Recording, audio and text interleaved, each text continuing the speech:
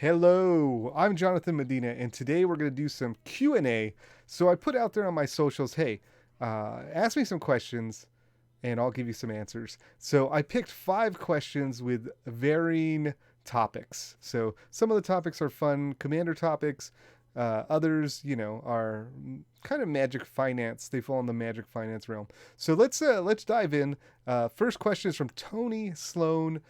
We know you're mono black commander, but what about your mono white commander, or other colors as well? Doesn't have to already be built. Okay, so what monocolor? If I go with a monocolor commander, what is it in the different colors? So mono black. Many of you know that I have a Corlash Heir to Blackblade deck. It is basically like a black control deck that uses Voltron elements to end the game. So basically, you just hit him with a huge Corlash. That's how you end the game. I really like that deck. It's probably my favorite commander deck at the moment. And for other mono colors, so mono white is my Rick Steadfast Leader deck, which is it's a humans tribal deck, but it's a life gain human tribal deck. So I have some sneaky win conditions that are based on life gain. I actually wrote an article about this deck, and I really wanted to share it, but I have yet to finish the article. It is like this close. I just never submitted it to be published. So maybe I'll submit that someday. But yeah, I really like the Rick deck. It's very good. I've been considering building it in paper. I built it online to test it out. Uh, Another monocolor deck is I'll save the spicy one for last. So I have a spicy one we'll talk about. So the next one is green. Mono green would be Ashaya. Ashaya is an insane deck. It's basically a Voltron deck with no swords or anything. You don't need the swords because Ashaya gets so big from the forest. It's kind of like the Corlash deck, but it's a different bend because Corlash doesn't ramp as good as Ashaya does, and Ashaya doesn't control as good as Corlash does, or as well as Corlash does. So the Ashaya deck is more of just like a speed, like you go for speed, and it has all these like land interactions, like Sylvan Advocate ends up pumping your Ashaya, and all your creatures, because all your creatures are forest. So kind of a cool little techie card in there. Okay, so the mono red, I don't have a mono red one. I have not found a mono red commander that I'm happy with. So I don't know. I'm open to suggestions. You let me know what should I fall in love with for mono red.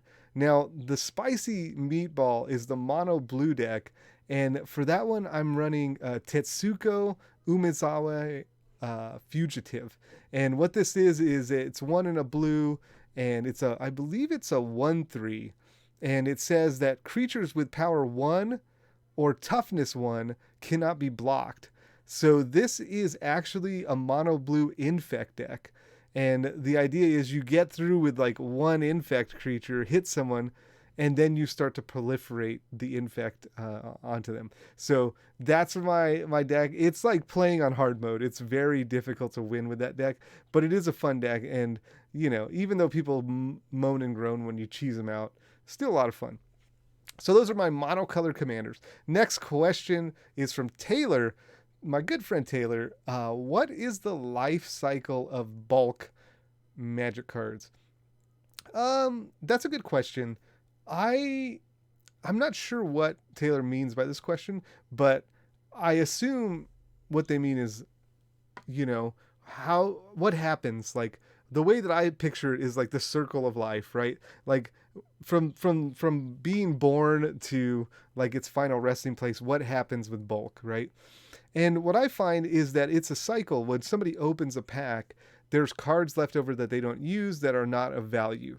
And so those cards end up becoming bulk. Now, typically what happens is that stuff builds up. So people will open more. It's not like they open one pack and then have bulk and then they say, what am I going to do with this bulk?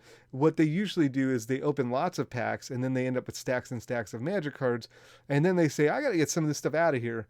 And they take the boxes to someone like me or, some vendor at a GP or whatever. And the vendor says, okay, this is bulk. And the person says, yeah, there's nothing of value in there.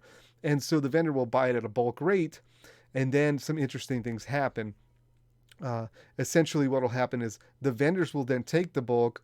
They may pick it, so go through it and try to find stuff that's of value, or stuff that they're missing in their stock.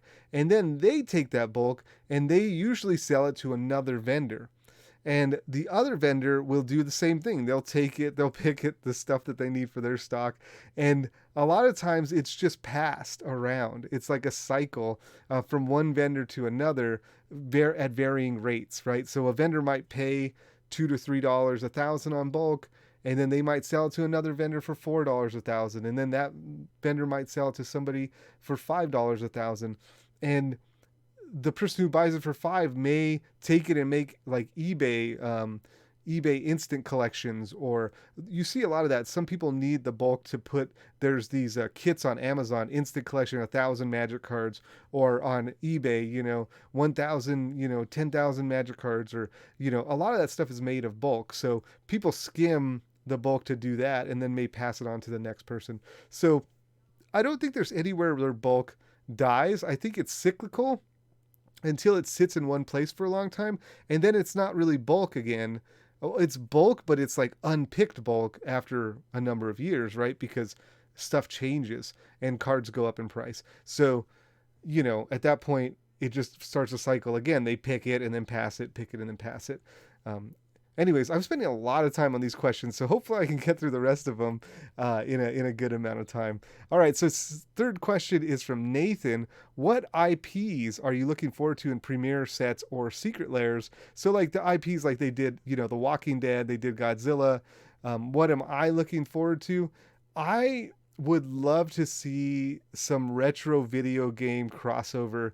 I've been a big fan of like RPGs, so Dragon Quest would be amazing. Dragon Quest would be an amazing crossover. In that same vein, Final Fantasy. I know there's a Final Fantasy card game, but to get some Final Fantasy and Magic would be interesting. And if you want to get super wild, Mega Man. That's old retro video game stuff. So Dragon Quest is like my number one. Would love to see some Dragon Quest in Magic. That would be amazing. I'm a big fan of the Dragon Quest series. So that's my vote there. Question number 4 from Phil.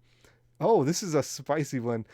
In your opinion, do you think Wizards of the Coast will ever touch the reserve list again, either add to it or remove cards? That's a good question.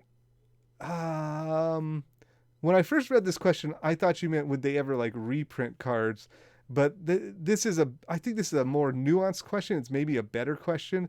Will they add or remove from it? There's already kind of like they've already done that. Right? So they've done that.